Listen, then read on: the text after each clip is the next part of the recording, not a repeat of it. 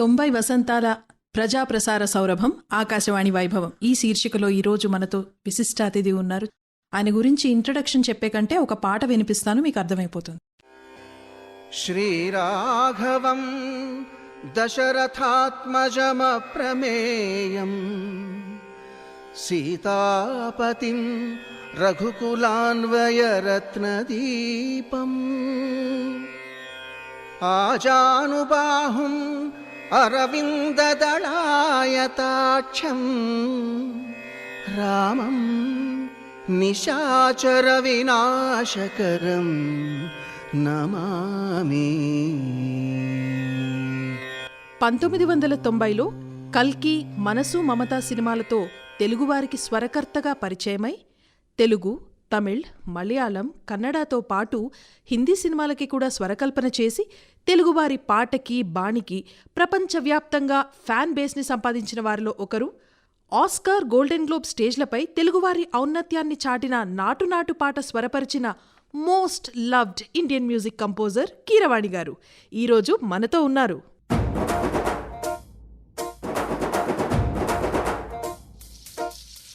పొలం గట్టు దుమ్ములోన పోట్ల గిత్త దూకినట్టు, పొలేరమ్మ జాతరలో పోతరాజు ఊగినట్టు, కిర్రు చెప్పులేసుకొని కర్ర సాము చేసినట్టు, మర్రి సొట్టు నీడలోన కుర్ర గుంపు కూడినట్టు, ఎర్ర జొన్న రొట్టెలోన మిరప దొక్కు కలిపినట్టు.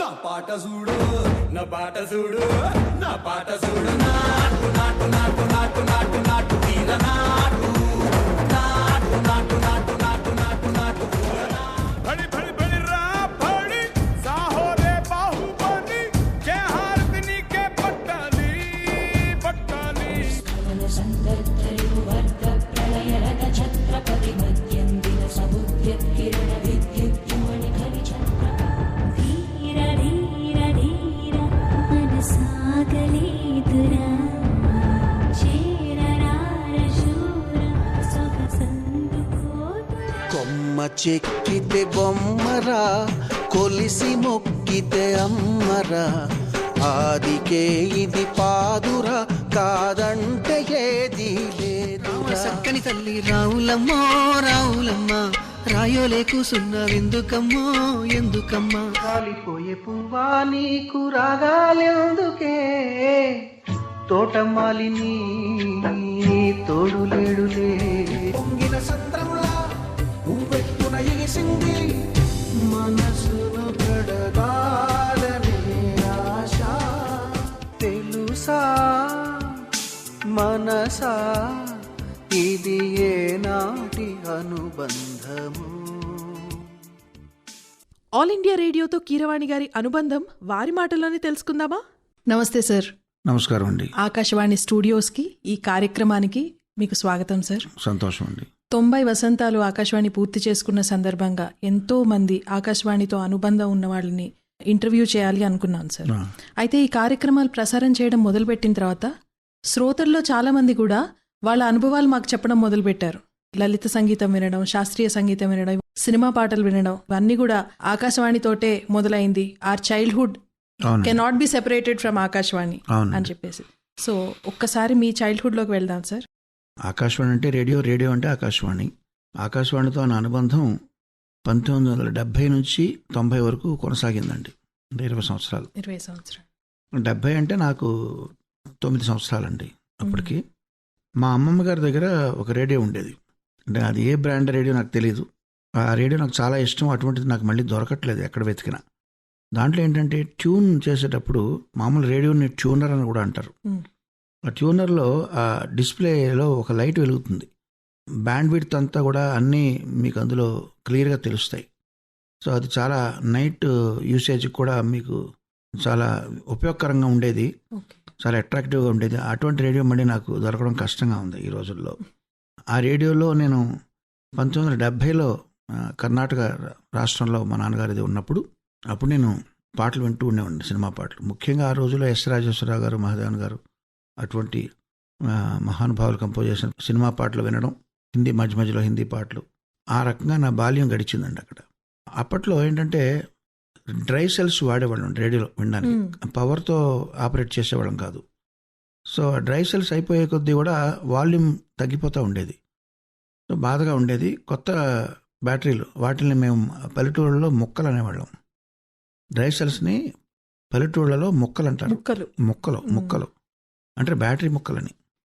4 ముక్కలు కొని తేవయ్యా అనేవారు. అంటే 4 ముక్కలు కొని తెచ్చి అందులో వేస్తే మళ్ళీ వాల్యూమ్ సెట్ అయ్యేది, బ్రైట్గా వచ్చేది వాల్యూమ్, చాలా సంతోషంగా ఉండేది. సో అదొక ప్రాబ్లం అనమాట. రేడియో వినే వాళ్ళకి ముక్కలలో పవర్ అయిపోతుందనే ప్రాబ్లం. ఏమైనప్పటికీ అవన్నీ మరుపురాని నాస్టాలజిక్ ఎక్స్పీరియన్స్ అండి అప్పుడు రేడియో వినడం. అప్పట్లో సినిమా పాటలతో పాటు నాటికలు కూడా వచ్చేవండి. ఆ నాటికలు వినేవాడిని. ఇది కాకుండా సినిమా పాటలు అంటే నేను మాత్రం వినేవాడిని. మా అమ్మగారు, మా పిన్నిగారులు 3 ఉండేవారు. వాళ్ళు పోటీపడి ఒక కార్యక్రమం కోసం ఎదురు చూసేవారు. అదేంటంటే సంక్షిప్త శబ్ద చలనచిత్రం. అవును. అంటే 3 గంటల తెలుగు సినిమాని పాటలు అవి తగ్గించేసి, ఫైట్ సీన్స్ ఉంటే యాక్షన్ సీన్స్ అనేది తగ్గించేసి, డైలాగ్ పోర్షన్స్ వరకు మాత్రమే ఉంచి ఎడిట్ చేసి 1 గంటకి కుదించి ఒక సినిమాని ప్రసారం చేసేవారండి. సో ఆ సినిమా వచ్చినప్పుడు సినిమా థియేటర్కి వెళ్ళి సినిమా చూడడానికి ఎదురు చూసినంత గొప్పగా ఎదురు చూసేవాళ్ళండి మా పిన్నిగారులు, మా అమ్మగారు. మాది జాయింట్ ఫ్యామిలీ. సో వాళ్ళందరూ కలిసి ఆ సినిమా నెలకొకసారో సెకండ్ సాటర్డే సెకండ్ సండే వచ్చేది. అది ఒక్కొక్క సినిమా, కుటుంబ కథా చిత్రాలు ముఖ్యంగా. సంక్షిప్త శబ్ద చలనచిత్రం కోసం వాళ్ళు వెయిట్ చేయడం, ఆ సినిమా అంతా కూడా వాళ్ళు వినడం రేడియోలో, ఆ ఎంజాయ్ చేయడం నాకు ఇప్పటికీ బాగా గుర్తుందండి. సినిమా చూసిన ఫీలింగ్ వచ్చేదా సార్? ఆ ఇమేజ్ క్రియేట్ చేసుకొని ఆల్మోస్ట్ వచ్చేదండి. ఎందుకంటే భారతీయ సినిమాలు, తెలుగు సినిమాలు అప్పట్లో డైలాగ్ ఓరియంటెడ్ అండి, డైలాగ్ డ్రామాసే. థియేటర్ నుంచి సినిమా వచ్చింది కాబట్టి ఆ కనెక్షన్, ఒక డైలాగ్ తర్వాత డైలాగ్ వెళ్తూ ఉంటే మొత్తం కథ అర్థమైపోయేదండి. మధ్య మధ్యలో ఫైట్ సీన్స్ ఉన్నాయి, అవన్నీ అండర్స్టూడ్ అనమాట. సార్ మీ కుటుంబంలో అందరూ కూడా చాలా క్రియేటివ్. మీ నాన్నగారు లిరిక్స్ రాసేవారు, మీరు కూడా మొదట్లో లిరిక్ రాశారు. అండ్ మీ ప్రొఫెషనల్ వర్క్లో ఆకాశవాణి ఇన్ఫ్లుయెన్స్ ఏమన్నా ఉందా సార్? అంతకంటే ముందర చెప్తాను ఆకాశవాణితో అనుభవం. ఈ కార్యక్రమాలు మొదలుపెట్టే ముందర పొద్దున్నే లేచి రేడియో ఆన్ చేస్తే కరెక్ట్గా నిర్దేశించినటువంటి ఆ ఫ్రీక్వెన్సీకి ట్యూన్ చేసిన తర్వాత అక్కడ ఏం ఉండేది కాదండి, హిస్ నాయిస్ ఒకటి ఉండేది. అని ఒక హిస్ నాయిస్ ఉండేది. అంటే frequency is ready to receive the signals అని అర్థం. ఆ హిస్ నాయిస్ తర్వాత ఒక బీప్ సౌండ్ వచ్చేది కంటిన్యూస్గా. ఆ బీప్ సౌండ్ నాన్ స్టాప్గా టీ అని వెళ్తూ ఉంటుంది. ఆ బీప్ సౌండ్ చాలాసేపు వెళ్ళిన తర్వాత అప్పుడు సిగ్నేచర్ ట్యూన్ స్టార్ట్ అవుతుంది. ఆ సిగ్నేచర్ ట్యూన్ తరరా అని ఒకటి వచ్చేది మంచి షెహనాయిలో. అది రాగానే ఆనందం అనమాట, అయితే కార్యక్రమాలు మొదలవుతాయని చెప్పి. వచ్చిన తర్వాత వందే మాతరం వచ్చేది, ట్రెడిషనల్ ట్యూన్లు, వందే మాతరం. అది వచ్చిన తర్వాత అప్పుడు అనౌన్సర్ వారు ఎవరైతే వాళ్ళు అప్పుడు డ్యూటీలో ఉన్నవాళ్ళు ఆకాశవాణి అని సో అండ్ సో కేంద్రం అని చెప్పి ఆ రోజు కార్యక్రమాలు ఒక మెనూ కార్డు లాగా మొత్తం ఎన్ని గంటలకు ఏమిటి, 8 గంటలకు ఏమిటి అని చెప్పి మార్నింగ్ నుంచి రాత్రి వరకు ఏమేమి ప్రసారం అవుతాయని అవన్నీ చెప్పేవారండి. ఒక్కొక్కళ్ళు ఒక్కొక్కటి ఆకాశవాణి హైదరాబాద్ కేంద్రం అని ఒకళ్ళు చెప్తే ఆకాశవాణి అని హైదరాబాద్ కేంద్రం, ఇలా ప్లెయిన్గా ఒకళ్ళు స్టైలిష్గా, ఇట్లా రకరకాల అనౌన్సర్లు, రకరకాల స్టైళ్ళు నాకు గుర్తున్నాయండి ఇప్పటికీ. ఈ కార్యక్రమాలన్నీ వాళ్ళు చెప్పినప్పుడు తెలుసుకోకుండా ఒకవేళ మనం మిస్ అయినా తెలుసుకోవడానికి వీలుగా వాణి అనే మ్యాగజైన్ ఉండేదండి. అవును, మీకు తెలుసో లేదు? అవునవును సార్, వాణి మ్యాగజైన్ ఉండేది. వాణి మ్యాగజైన్ నేను కొనుక్కునేవాడినండి. దాంట్లో ఏంటంటే అది పక్షపత్రిక, 15 రోజులకు ఒకసారి రాబోయే ఆకాశవాణి కార్యక్రమాలన్నీ కూడా వారందరూ డీటెయిల్స్ ఇచ్చేవారు. కాకపోతే నాకు బాధ కలిగేది ఏంటంటే మీరు కోరిన పాటలు అనే కార్యక్రమంలో ఏ సినిమాలో పాటలు వేస్తారు అనే డీటెయిల్స్ ఉండేవి కాదండి. ఆ డీటెయిల్స్ ఉంటే నేను ఇంకా సంతోషించేవాడిని. కాకపోతే అట్లీస్ట్ ఏంటంటే ఎప్పుడు ఏ రోజు ఏ కార్యక్రమం ఉందన్నది తెలుసుకునేవాడిని ముందర. ఆ రకంగా దినచర్యలో రేడియో ఎట్లా భాగం అయిపోయింది అన్నది దానికోసం చెప్తున్నానండి. ఇప్పటికీ కూడా మీరు ఇందాక అన్నట్టుగానే హిస్ సౌండ్ తర్వాత బీప్, సిగ్నేచర్ ట్యూన్, వందే మాత్రం, మంగళధ్వనితో కార్యక్రమాలు అలాగే మొదలవుతున్నాయి సార్. కార్యక్రమాలు రూపు మార్చుకున్నాయి విత్ టైం, బట్ ఆ core values as it is ఉన్నాయి సార్. నాకు 1972లో కాకినాడకి షిఫ్ట్ అయినప్పుడు అక్కడ చదువుకోవడానికి ఎలిమెంటరీ ఎడ్యుకేషన్, అప్పుడు మీరు కోరిన పాటలు అని కానీ, శ్రోతల కోరిన పాటలని కానీ, చిత్తరంజని, మనోరంజని, జనరంజని ఇట్లాంటి రకరకాల టైటిల్స్తో మనం అడిగిన సినిమా పాటలు. ఒక్కొక్కసారి ఒక పాట అనౌన్స్ చేసి ఫలానా ఊరి నుంచి ఫలానా వాళ్ళు అడిగారు అని పేర్లు చెప్పేవారండి. ఒక్కొక్కసారి చెప్పరు, అది అండర్స్టూడ్. అది ఎందుకంటే దాని ఆ పేర్లని చదివే బదులు ఒక పాట ఎక్స్ట్రాగా వేయచ్చు అనే ఉద్దేశంతో కొన్ని కార్యక్రమాల్లో పేర్లు చెప్పరు. ఏదేమైనప్పటికీ ఆ కార్యక్రమం కోసం కళ్ళు కాయలు కాదండి, చెవులు కాయలు కాయడం ఏదో మొత్తానికి అట్లాగా ఎదురు చూడడం. ఆ కార్యక్రమం మనకు నచ్చిన పాటలు రాకపోతే తిట్టుకోవడం, అనౌన్సర్ని తిట్టుకోవడం.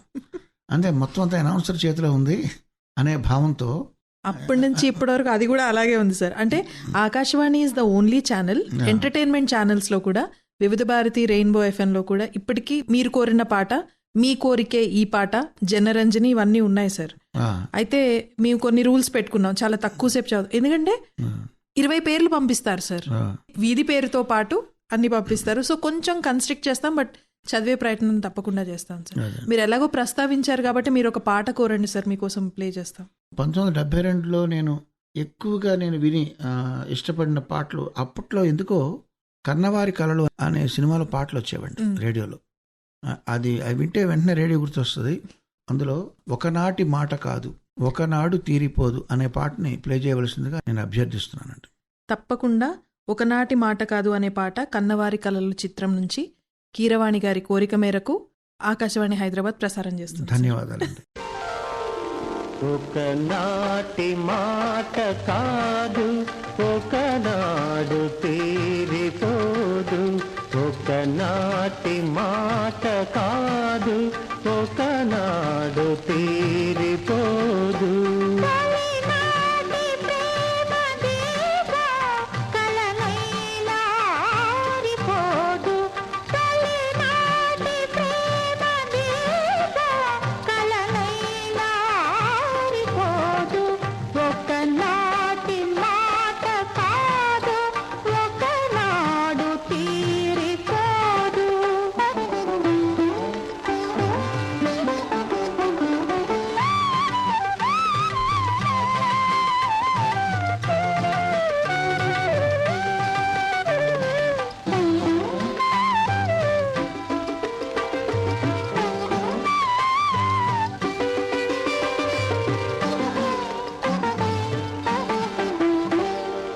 ఎన్నడు నీ కన్నులు నా కన్నులతో ఆటాడుకున్నాయో, ఎన్నడు నా చేతులు నీ చేతులతో మాట్లాడుకున్నాయో, ఎన్నడు నీ కన్నులు నా కన్నులతో ఆటాడుకున్నాయో, ఎన్నడు నా చేతులు నీ చేతులతో మాట్లాడుకున్నాయో. పొదలో ప్రతి పువ్వు కొంచి కొంచి చూసినది, గోపిలో ప్రతి గోవ గుసగుసలాడినది, కలిసిన కౌగిలిలో కాలమే ఆగినది. అప్పుడు మా ఇంట్లో ఒకటే రేడియో ఉండేదండి. ఆ రేడియో ఈ మీరు కోరిన పాటలు వచ్చేటప్పుడు ఒక పక్కన పెట్టి వింటే ఇంటిలిపాది వినొచ్చు. అది చెవులతో విని ఆనందించేదే. కాకపోతే నేను మా తమ్ముడు దెబ్బలాడుకునేవాళ్ళం అండి. ఆ కార్యక్రమం వచ్చినప్పుడు రేడియో నా దగ్గర ఉండాలి అండి, నా ఒళ్ళో ఉండాలి. ఏంటో డిఫరెన్స్, ఎవరి ఒళ్ళో ఉన్నా అందరికీ వినపడుతుంది వాల్యూమ్ పెడితే. కానీ దానికోసం మేము ఇద్దరం కొట్లాడుకునేవాళ్ళం అండి. అదొక కాన్స్టెంట్ ప్రక్రియ.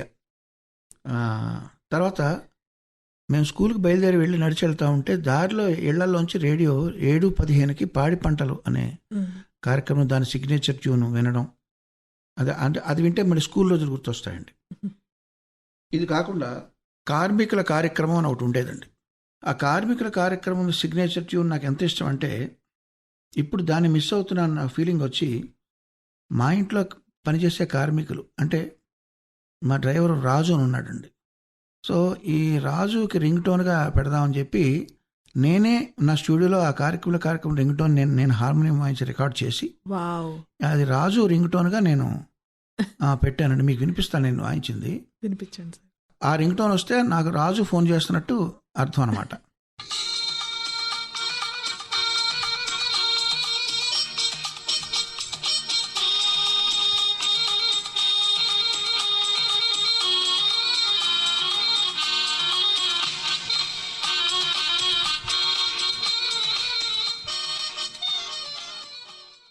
ఇది నేనే వాయించానండి. You remember it so close to the detail sir. నేను వాయించి రికార్డ్ చేసి అది రాజుకి రింగ్ టోన్గా నేను పెట్టడం జరిగిందండి. సో అట్లాగా రాజుతో పాటు నేను కూడా చాలా లక్కీగా ఫీల్ అవుతున్నాను సార్. తర్వాత ఆ రోజుల్లో విన్న కార్యక్రమాల్లో పాడి పంటల్లోనూ పలానా పైరు వేసామండి, దాంట్లో ఏదో ఎర్ర పురుగులు పడుతున్నాయి, తెగులు పంటకు సోకిందంటే దానికి ఏ మందులు వాడాలి, ఎటువంటి పెస్టిసైడ్స్ వాడాలనేవి కూడా నిపుణులు సలహాలు ఇచ్చే ఆ కార్యక్రమం కూడా ఉంటూ ఉండేదండి. అంటే వాటితో మనకు సంబంధం లేకపోయినా అవి కూడా వినడం, పని ఉన్నా లేకపోయినా అట్లాంటివి వినడం. సార్ మరి ఎటువంటి బ్రాడ్కాస్టింగ్ మీడియంస్ లేనప్పుడు రేడియో ఒక్కటే బ్రాడ్కాస్టింగ్ మీడియంగా ఉన్నప్పుడు అటు న్యూస్కి కానివ్వండి, పాటలకి కానివ్వండి, లేదంటే ఎంటర్టైన్మెంట్ మీరు అన్నట్టు సంక్షిప్త శబ్ద చిత్రాలు ఇవన్నీ రేడియో అందించింది. ఆ రకంగా అసలు ఎక్కడో కోల్కతాలో రవీంద్ర సంగీత్ వాయిస్తే అది ఆంధ్రప్రదేశ్లో ఈస్ట్ గోదావరి జిల్లాలో ఉన్న వాళ్ళకు కూడా అక్కడ రవీంద్ర సంగీత్ ఉంది, ఇది ఇలా ఉంటుంది అని తెలిసేది. సో అట్లా మీరు అప్పుడు విని ఇష్టపడ్డ మ్యూజిక్ ఫార్మాట్స్ కానివ్వండి, ఫోక్ ఫార్మాట్స్ కానీ ఏమన్నా ఉన్నాయా? చాలా ఉన్నాయండి, చెప్తానండి. ముఖ్యంగా మీరు న్యూస్ అన్నారు కాబట్టి కాకినాడలో నాకు బాగా గుర్తు ఏంటంటే ఒక పార్క్ ఉండేదండి. రామచంద్రరావుపేటకి వెళ్ళే దారిలో ఒక పార్క్ ఉండేది పెద్దది. ఆ పార్కులో సాయంత్రం వాకింగ్కి వచ్చిన వాళ్ళందరూ కూడా పిల్లలు పెద్దలు వాళ్ళు బెంచీల మీద కూర్చుని ఒక ధ్వజస్తంభంలాగా ఒక సెంటర్లో ఒక పోల్ ఉండేది, దానికి ఒక కట్టేసి ఉండేదండి రేడియో. దాంట్లో ఈవినింగ్ న్యూస్ వచ్చేదండి. ఆ న్యూస్ వినేవాళ్ళు. ఇప్పుడంటే న్యూస్ చాలా చేతి వేళ్ల మీద న్యూస్ తెలుస్తూ ఉంది ఎప్పటికప్పుడు. ఇప్పుడు అలా కాదు, మధ్యాహ్నం ఒకసారి సాయంత్రం ఒకసారి అనుకుంటాను, రోజుకి 3 సార్లు 2 సార్లు న్యూస్. అది కూడా ఏంటండి, ఒక్కొక్కసారి ప్రాంతీయ వార్తలు, ఒక్కొక్కసారి ఢిల్లీ నుంచి రిలే అంటారు. ఢిల్లీ న్యూస్ మళ్ళీ లోకల్ ఛానల్స్ రిలే చేస్తుంటాయి. ఇంగ్లీష్లోను సంస్కృతంలో కూడా స్టార్ట్ చేశారు కొన్నాళ్ళకి, సంతతి వార్తా షూయంతాం అని చెప్పి. అది అవన్నీ పార్కులో కూర్చుని అందరూ కూడా అక్కడ ఆసక్తిగా ఆ న్యూస్ కోసం ఎదురు చూస్తూ వినేవాళ్ళు అన్నది. ఎందుకంటే ఇంపార్టెంట్ న్యూస్ అంతా న్యూస్ పేపర్స్లో మర్నాడు వస్తుంది, కానీ న్యూస్ పేపర్ కన్నా రేడియోలో కొంచెం న్యూస్ ముందర వస్తూ ఉండేది. ఇవన్నీ కూడా నాకు గుర్తున్నాయండి. కొన్నాళ్ళ తర్వాత నాకు ఏమైందంటే మా నాన్నగారు నాకు 2-in-1 కొనిచ్చారండి. 2-in-1లో ఏంటంటే మన రేడియోలో వచ్చే కార్యక్రమాలని క్యాసెట్లో రికార్డ్ చేసుకునే సౌకర్యం ఉన్నటువంటి పరికరం, టేప్ రికార్డర్ కమ్ రేడియో. దాంట్లో మేము కొవ్వూరు షిఫ్ట్ అయిన తర్వాత వాయిస్ ఆఫ్ అమెరికా అని ఉండేదండి, శ్రీలంక షార్ట్ వేవ్లో వచ్చేది. అది దాంట్లో వెస్ట్రన్ మ్యూజిక్ వినడం. రేడియో సిలోన్లో బినాకా గీత్మాల వచ్చేదండి. అంటే ఆ వారం బాగా ప్రాచుర్యం పొందిన పాటల్ని అమీన్ సయానీ గారు వాటికి కౌంట్ డౌన్ పద్ధతిలో టాప్ 20 నుంచో టాప్ 10 నుంచో మొదలుపెట్టి టాప్ 1 వరకు చాలా ఇంట్రెస్టింగ్గా ఆయన వ్యాఖ్యానం చెబుతూ ఆ పాటలను ప్రజెంట్ చేసే విధానం చాలా ఆకట్టుకునేదండి శ్రోతల్ని. అవి వినడం, నెంబర్ 1 సాంగ్ ఈ వారం ఏంటని దానికోసం ఉత్కంఠతో ఎదురు చూడడం. నాకు బాగా గుర్తు, ఒకసారి నెంబర్ 1లో క్యా హువా తేరా వాదా అనే పాట వచ్చింది, హమ్ కిసీ సే కమ్ నహీ సినిమాలో. సో ప్రతి బుధవారం వస్తుందంటే పండగ అనమాట అండి. మంచి సూపర్ హిట్ సాంగ్స్ వినొచ్చు, హిందీ పాటలు అనేవి అదొకటండి. తర్వాత నేను ఎప్పుడు కూడా మీరు కోరిన పాటలకి నేను ఎప్పుడు ఉత్తరాలు రాయలేదండి. ఎందుకంటే మన ఉత్తరం వాళ్ళు చూస్తారా, చెత్తపుట్లో పాడేస్తారా అని చెప్పి నాకు ఒక నిరాశావాదం ఉండేది. కాబట్టి ర్యాండమ్గా నాకు నచ్చిన పాటలు వస్తాయని ఆశతో ఎదురు చూడడం. ఒక్కొక్కసారి కార్యక్రమం చివరిలో మంచి పాట వస్తుందండి, అది సగంలో పల్లవి ప్లే అవగానే ఆపేస్తారు. అప్పుడు అప్పుడు తిట్టుకునే తిట్లు, నేను తిట్టుకునే అనౌన్సర్ను, అంటే ప్రతిదానికి అనౌన్సరే కారణం అని భావిస్తూ ఇంకెవరుంటారని మనకి వాళ్ళే మన కనెక్షన్ రేడియోలో. వాళ్ళని తిట్టుకునే తిట్లు వర్ణనాతీతం అంటే మంచి చక్కటి పాట మధ్యలో ఆపేశారే అని చెప్పి. ఆ పాట మళ్ళీ ఎప్పుడు వస్తుందో తెలియదు, అది ఒక ఏడాది పడద్దో 6 నెలలు పడద్దో. ఇప్పటిలాగా ఇంటర్నెట్ లేదు కదండి, ఆ పాట వినాలంటే మళ్ళీ అదృష్టం ఉండాలి. ఇవన్నీ బాగా గుర్తున్నాయండి నాకు. తర్వాత మిడ్ నైట్ అయ్యేసరికి రాత్రులు శాస్త్రీయ సంగీత కార్యక్రమాలు ఉండేవండి. ఎండి రామనాథన్ గారు, ఇట్లా ద్వారం వెంకటస్వామి నాయుడు గారు, ఇట్లా రకరకాల మహానుభావులు గాత్ర కచేరీలు కానీ, వైలిన్, వీణ, ఇవన్నీ రాత్రి 9కో 10 గంటలకో స్టార్ట్ చేస్తే 1 గంట సేపు ఉండేదండి. అది మాకు నిద్రపోయే టైము. అంటే నిద్రపోయే టైం ఎందుకంటున్నా అంటే అవి అర్థం కాక కొంతాను, అంటే ఆ ఏజ్కి, అప్పట్లో ఏజ్కి ఆ క్లిష్టమైన శాస్త్రీయ సంగీతం కొంత అర్థం అవుద్ది, కొంత బాగుంటుంది, కొంత అర్థం అవ్వదు. ఎప్పుడైతే మీకు అర్థం కాదో నిద్ర వచ్చేస్తుంది అట్లాగా. బట్ అవన్నీ రికార్డ్ చేసి పెట్టుకునే ఉండండి నేను. ఇది కాకుండా శాస్త్రీయ సంగీతం మీద ఆధారపడినటువంటి సినిమా పాటలను ఒక కార్యక్రమం వచ్చేది.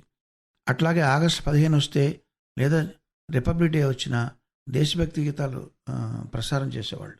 ఫోక్ మ్యూజిక్ని ప్రమోట్ చేయడానికి లోక్ సంగీత్ అని ఒక కార్యక్రమం ఉండేది. ఇట్లాగా ఇవన్నీ ఉండేయండి. నేను రికార్డ్ చేసుకున్న అన్నీ కూడా డిజిటైజ్ చేసి నా ఫోన్లో పెట్టుకున్నానండి. నేను అప్పుడు నేను చెప్పేది 1976. 76లో నేను రేడియో నుంచి రికార్డ్ చేసుకున్నవి అవే ఫైల్స్ సేమ్ క్వాలిటీ అవి డిజిటైజ్ చేశానండి. ఫర్ ఎగ్జాంపుల్ ఎండి రామనాథన్ గారివి నేను రికార్డ్ చేసుకున్నవి మీకు కొన్ని ఓపెనింగ్స్ వరకు వినిపిస్తానండి. అవి నేను అన్ని రేడియోలో రికార్డ్ చేసుకున్నవే. ఆకాశవాణి విజయవాడ కేంద్రం ఎండి రామనాథన్ గారి గానం రికార్డు. మొదట మహాగణపతి నాటరాగం.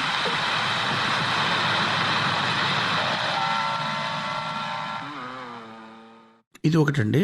ఇది విజయవాడ కేంద్రం. ಧಾರವಾಡ ಕುರಿತ ఎండి రామనాథన్ వరహాడు గారికి గిరిపాయి త్యాగరాజుల కృతి షహానా రాగ ఆదితాళ.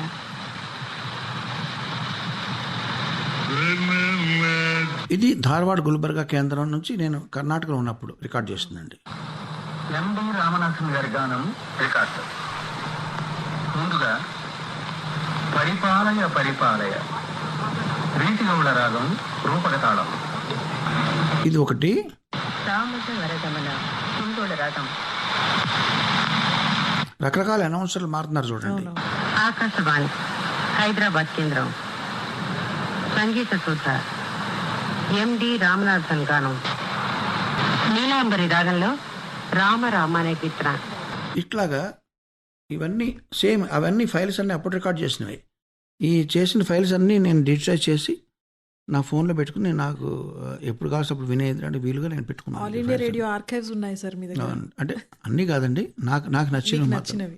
అట్లాగే హిందీ పాటలు అవి వినేటప్పుడు యాడ్స్ వచ్చేవండి మధ్యలో.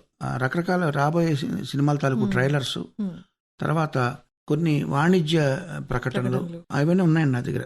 మొత్తం అవన్నీ రికార్డ్ చేసి, ఎందుకంటే అవన్నీ వింటే బాల్యం గుర్తొస్తుంది కాబట్టి ఆ యాడ్స్ ట్రైలర్స్ మొత్తం ఆల్ ఇండియా రేడియోలో వచ్చినన్నీ కూడా నా దగ్గర రికార్డ్ చేసి పెట్టుకుని ఉన్నాయండి. ఎప్పుడైనా ఇప్పుడు మేమున్నది కొవ్వూరు కాబట్టి కొవ్వూరికి విజయవాడ కేంద్రం విశాఖపట్నం కేంద్రం సమానంగా లాగుతూ ఉండేవండి. మేము లాగడం అంటాం అంటే ఫ్రీక్వెన్సీ రీచబిలిటీ. అయితే దాంట్లో హిస్ నాయిస్ ఎక్కువ ఉంటుందండి. హిస్ నాయిస్ ఎక్కువను దాని తాలూకు ఒరిజినల్ డేటా తక్కువ ఉంటుందండి. మీకు ఆ కేంద్రానికి సమీపించే కొద్దీ కూడా హిస్ నాయిస్ పోయి పర్ఫెక్ట్ సౌండ్ మీకు బ్రాడ్కాస్ట్ అవుతుంది. దానికి అది నేను కనిపెట్టింది ఎప్పుడంటే మా చిన్నాన్నగారికి ఎమ్మెల్యే క్వార్టర్స్లో ఉండేవారు హైదరాబాద్లో. వారి దగ్గరికి వచ్చిన రోజులు నేను రేడియో కూడా ఉండేది. అప్పుడు ట్యూన్ చేస్తే చాలా అద్భుతమైన సౌండ్ వస్తుంది. నేను ఆశ్చర్యపోయి అప్పుడు నేను కనిపెట్టింది ఏంటంటే, ఓహో, బ్రాడ్కాస్ట్ కేంద్రానికి దగ్గరలో ఆ ఊళ్ళో ఉంటే ఎంత దగ్గరగా ఉంటే అంత క్లారిటీ ఉంటుందన్నమాట. దూరం వెళ్ళే కొద్దీ కూడా హిస్ నాయిస్ ఎక్కువ ఉండి అసలు విషయం తగ్గిపోద్దని చెప్పి నేను కనిపెట్టానండి. అప్పట్లోనే వివిధ భారతి వినడం ఇవన్నీ కూడా బాగా అలవాటైందండి. అప్పుడు ఇవన్నీ వాణిజ్య ప్రకటనలతో కూడిన ఇవన్నీ కూడా.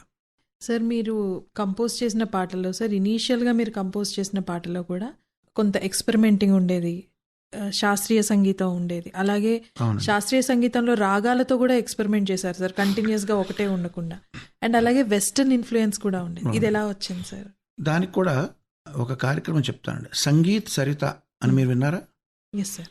సంగీత్ సరిత అనే కార్యక్రమం మార్నింగ్ 6:30 to 6:40 10 నిమిషాలే. సంగీత్ సరిత అని వచ్చేది ఒక వాయిస్, ఒక ఫిమేల్ వాయిస్ వచ్చేది. దానికి ఒక సిగ్నేచర్ ట్యూన్ ఉండేది.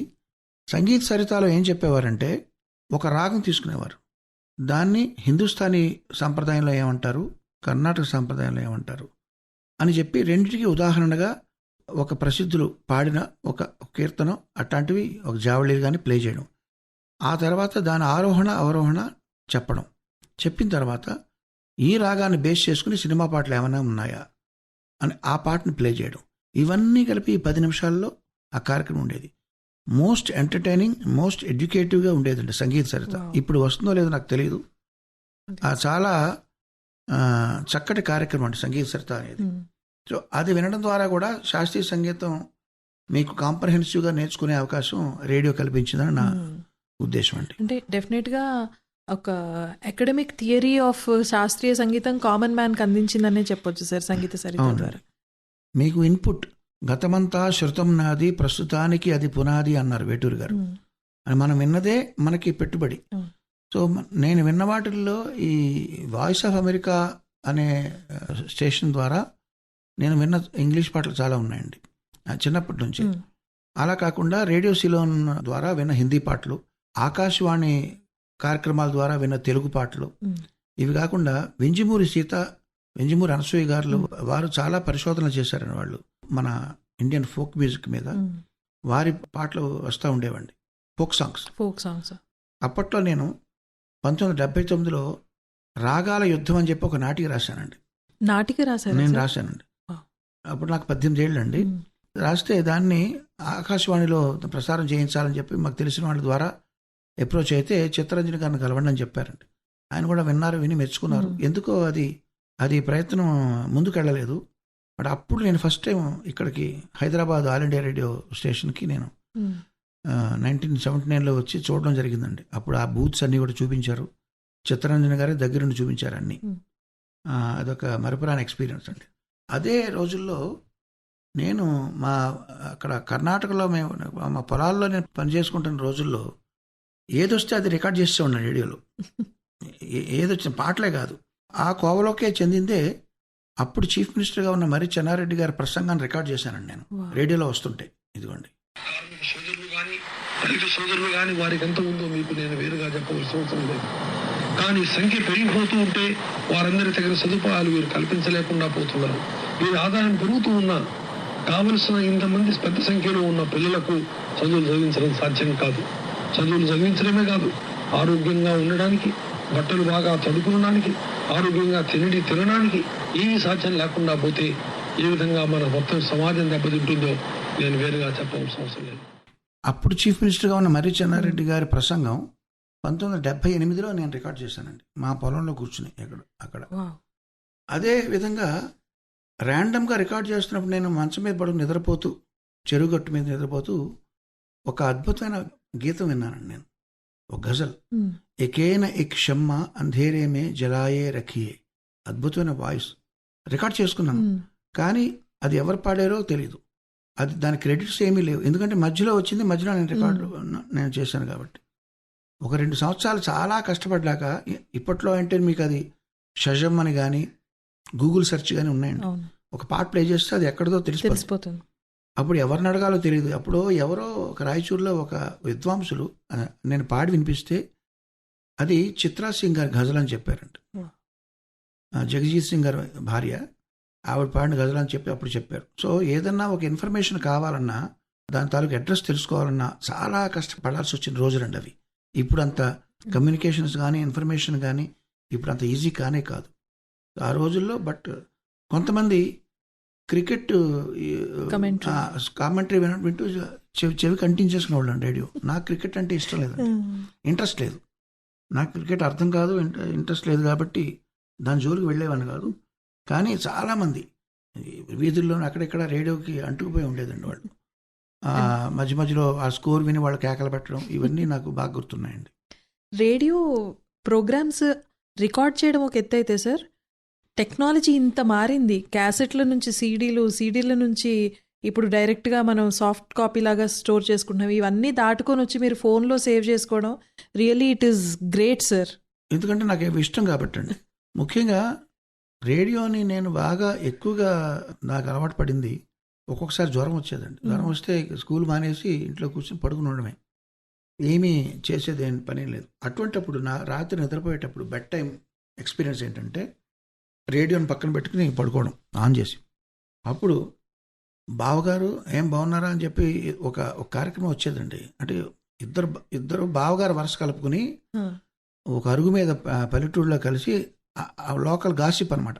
అప్పుడే పాలిటిక్స్ నుంచి ప్రాంతీయమైన సంఘటనల వరకు ఏం జరుగుతున్నాయని వాటి మీద సంక్షిప్తంగా వాళ్ళు ముచ్చటించుకుని, మీ అక్కయ్య గారు ఇది పిలుస్తారు, ఇప్పుడు కాఫీ పెట్టి టైం అయిందని ఏదో వంకతో మళ్ళీ డిస్పర్స్ అయిపోయేవారండి.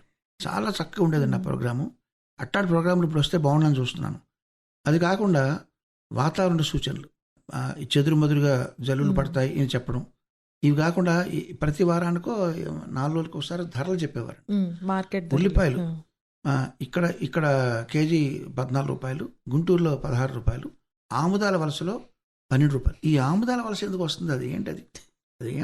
అది ఎందుకు అంత ఆముదాల వలస గురించి మాట్లాడుతున్నారు ప్రతిసారి? ఎక్కడుంది ఆ ఊరు అని చెప్పి అనిపించేదండి. అన్ని ఊర్లు ప్రధాన నగరాల్లో రేట్లు చెప్తూ గుంటూరు, నెల్లూరు, హైదరాబాద్ ఇలా చెప్తూ ఆముదాల వలస అనేవారు. ఆముదాల వలసలో ధరలు ఎందుకు చెప్తున్నారు అనేది ఇప్పటికీ నాకు ఎవరైనా అడగాలి అని అనుకుంటున్నానండి నేను. సార్ అలాగే 1950లో ఆకాశవాణి హైదరాబాద్ స్టార్ట్ అయింది సార్. అంతకంటే ముందే విజయవాడలో ఆకాశవాణి కేంద్రం ఏర్పాటు చేశారు. అక్కడ చాలా మంది లైట్ మ్యూజిక్ రాసేవారు, లిరిసిస్ట్స్ ఉన్నారు, అలాగే కంపోజర్స్ కూడా ఉన్నారు సార్. మీరు చెప్పిన చిత్తరంజన్ గారు, పాల్గుమ్మి విశ్వనాథం గారు, ఇంద్రగంటి శ్రీకాంత శర్మ గారు, వీళ్ళందరూ కూడా లైట్ మ్యూజిక్ కంపోజ్ చేశారు. గొప్ప గొప్ప సింగర్స్ ఆ టైంలో పాడారు ఆకాశవాణికి. సో అది ఫిల్మ్ మ్యూజిక్ ఇంకా ఇవాల్వ్ అవ్వక ముందు. సో వీళ్ళు ఆ టైంలో ఫిల్మ్ మ్యూజిక్ కూడా ప్రొడ్యూస్ చేసే ఉండొచ్చు. ఫిల్మ్ మ్యూజిక్ లైట్ మ్యూజిక్ తేడా ఏంటంటే, లైట్ మ్యూజిక్లో మెలోడీ ప్రధానంగా ఉంటూ ఆర్కెస్ట్రేషన్ రిచ్గా ఉండదండి.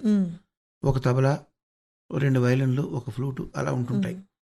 ఫిల్మ్ మ్యూజిక్ ఏంటంటే బడ్జెట్తో కూడుకున్న వ్యవహారం కాబట్టి వాళ్ళ ఆర్కెస్ట్రా చాలా రిచ్గా ఉంటుంది. 50 మందిని పిలిపించి వాళ్ళు ఆ బాడీ తెలుస్తూ ఉంటుంది థిక్గా. అంతే తప్ప లైట్ మ్యూజిక్కి సినిమా పాటకి తేడా ఏమీ లేదండి. ఇదొకటే తేడా.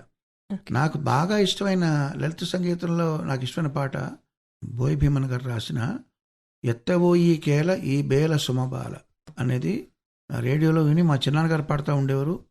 దానికి సంగీతం రచించిన వారు చిత్తరంజన్ గారు, పాడిన వారు వారి సిస్టర్ అండి శాంతాచార్య గారు.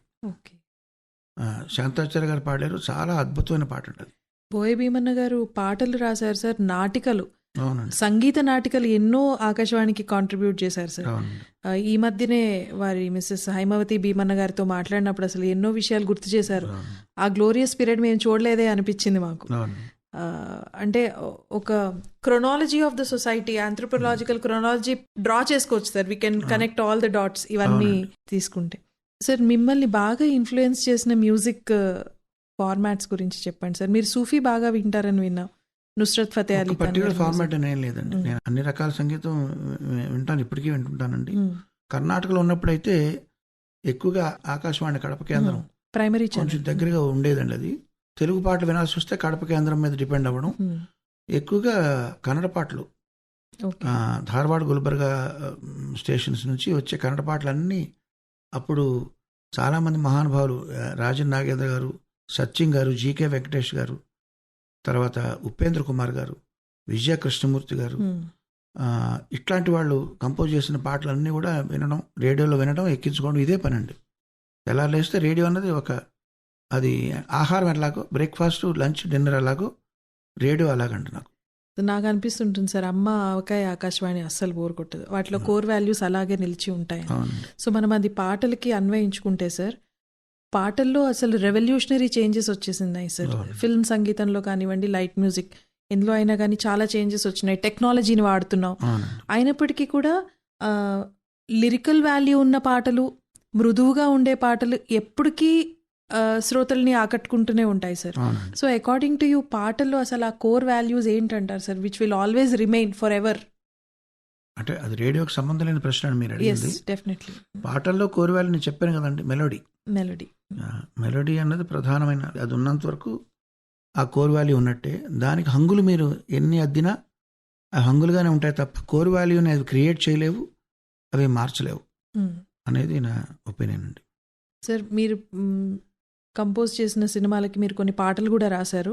అందులో ద బెస్ట్ లిరికల్ వాల్యూ ఉన్న పాట మీ వాయిస్లో వింటుంటాం సార్.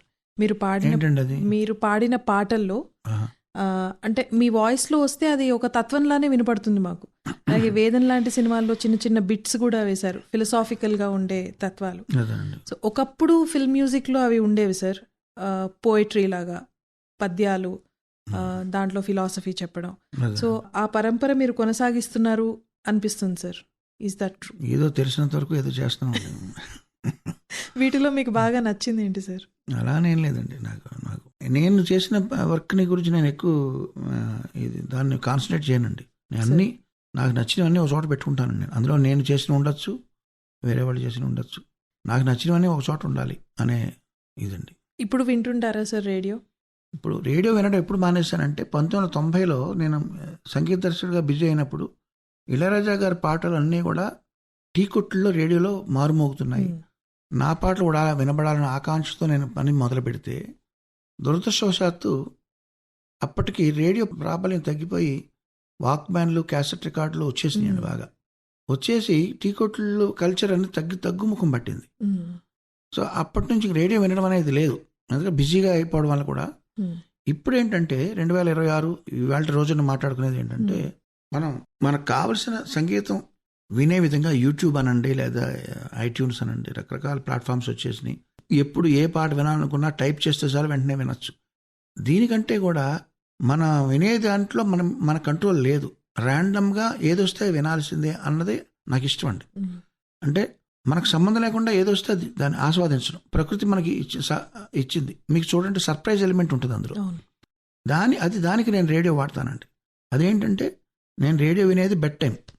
జస్ట్ పడుకునే ముందు రేడియో ఆన్ చేస్తే అందులో ఏదో పాటలు వస్తుంటాయి, కొన్ని మాటలు వస్తుంటాయి. అవి ఏమొస్తాయో కూడా మనకి ప్రిడిక్ట్ చేయలేము. సో అట్లా విన్నంతసేపు విని ఆటోమేటిక్గా నిద్రలోకి జారుకోవడం. ఇది రేడియో వినేది ఎప్పుడంటే ఇప్పుడు నైట్ టైమ్స్ అండి. అది కూడా ఏంటంటే ర్యాండమ్గా అందులో ఏమొస్తుంది వినడం. అది త్యాగరాజ కీర్తన కావచ్చు, సినిమా పాట కావచ్చు, ఏదైనా సంభాషణ కావచ్చు, ఏదైనా పాడ్కాస్ట్ కావచ్చు, ఇట్లాంటివి నేను వింటుంటానండి. బట్ నేను ఎఫ్ఎం జనరల్గా విన్నాను. నేను వినేదంతా కూడా ఆకాశవాణి ఈ కార్యక్రమాలు. మీడియం వేవ్లోనే ప్రైమరీ ఛానల్ ట్రాఫిక్ జామ్లు ఇరుక్కున్న వాళ్ళందరూ ఎఫ్ఎం వింటుంటారు. నాకు ఎఫ్ఎం బోర్ కొడుతుందండి.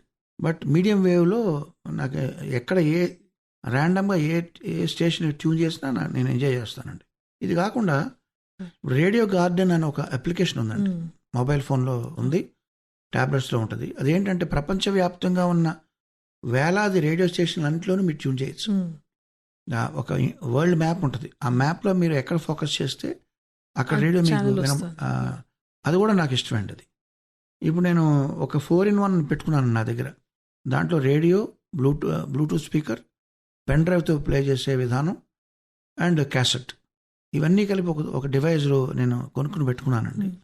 దాంట్లోనే నేను రేడియో వింటూ ఒక్కొక్కసారి రాత్రులు నిద్ర పట్టకపోతే రేడియో వినడం అనేది నా కాలక్షేపం అండి. సార్, మా శ్రోతలకి, మాలాంటి బ్రాడ్కాస్టర్స్కి మీరు ఇచ్చే సందేశం?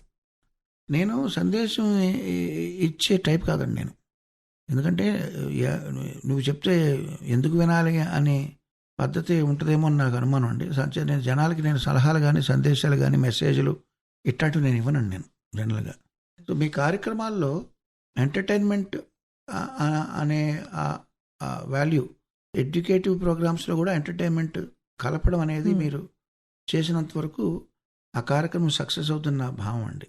ఎందుకంటే ఇప్పుడు చాలా ఫాస్ట్ అయిపోయింది కదండి, రీల్స్ చూసే యుగం ఇది. ఏది కూడా ఒక 20 సెకండ్ల కన్నా కాన్సన్ట్రేషన్ లెవెల్ ఉండనటువంటి ఈ యుగంలో మీ కార్యక్రమాలు నాకు టిపికల్గా మొదటి నుంచి నాకు అనుకునేది ఏంటంటే, ఆకాశవాణి కార్యక్రమాలన్నీ కూడా అరగంట, పావు గంట స్లాట్స్లో ఉంటాయి. కరెక్టేనండి? కరెక్ట్. మినిమం స్లాట్ ఏదండి అందులో? 10 minutes, 5 minutes ప్రోగ్రామ్స్. 5 minutes స్లాట్లో ఏమున్నాయండి ఇప్పుడు ప్రస్తుతం? 5 minutes ప్రోగ్రామ్స్లో చిన్న లెసన్ ఒకటి ఉంటుంది. 1 minute 30 seconds స్లాట్స్ మీరు క్రియేట్ చేసి చూడండి ఎక్స్పెరిమెంటల్గా.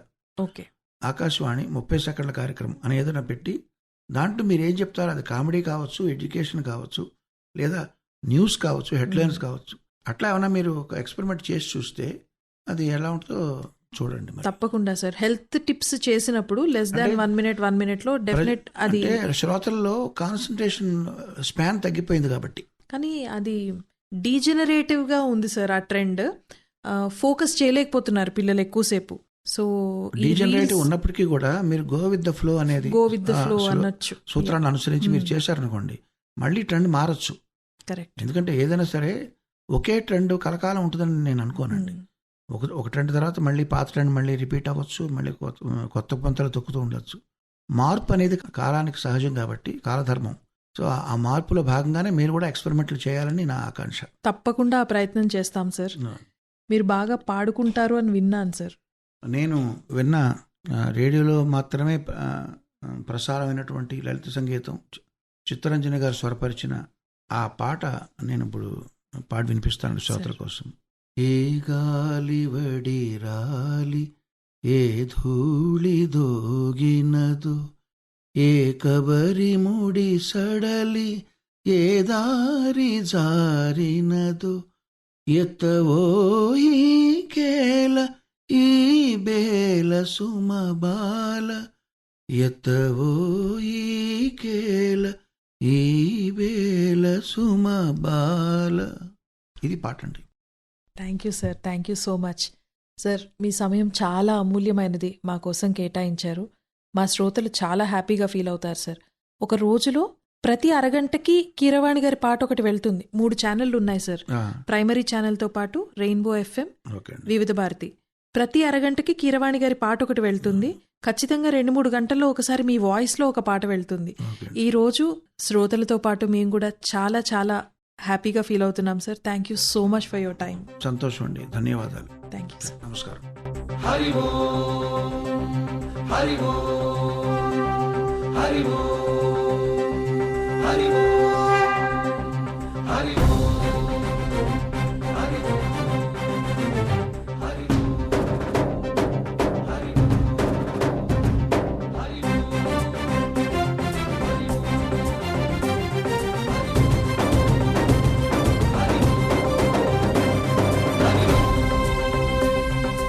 ఓంకారేశ్వరి శ్రీహరి నగరి ఇదిగోరా బదరి,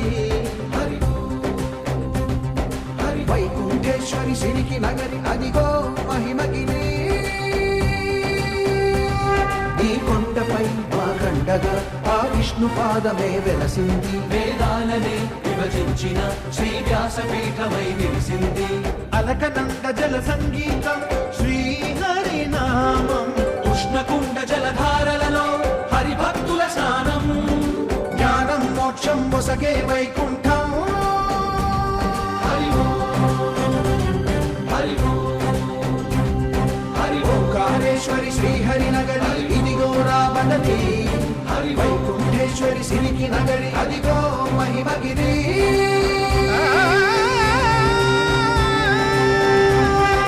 జై బోలో బద్రీనాథ్ జై బోలో, జై బోలో బద్రీనాథ్ జై బోలో.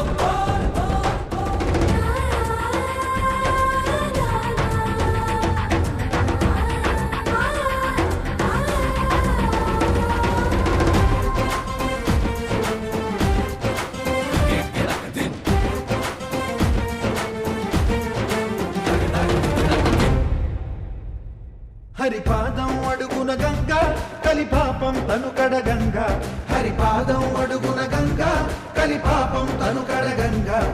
కరులే కరలేని విరచాన వీలదిగి రాగా, కరలా కనిపించే జలధార సరస్వతి పొంగ. సుడులు తిరిగి బడిగ ఉరుకులెత్తగా, చెడులు కడిగి పుణ్య ఫలము నివ్వగ, శృతులు కృతులు జతులు గతులు చెలరేగా.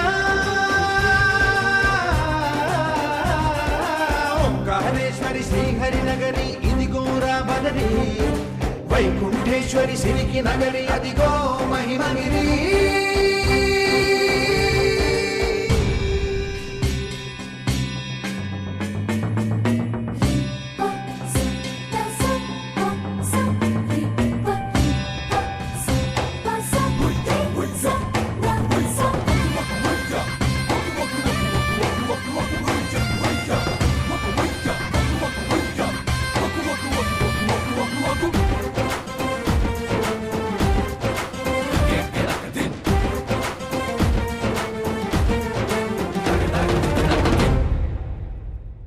కర్మలకే బ్రహ్మ కపాలం జన్మలకే పాప వినాశం, కర్మలకే బ్రహ్మ కపాలం జన్మలకే పాప వినాశం.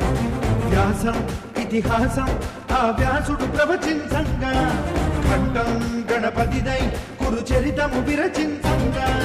యజుస్సామను అథర్వ శాఖలుగా,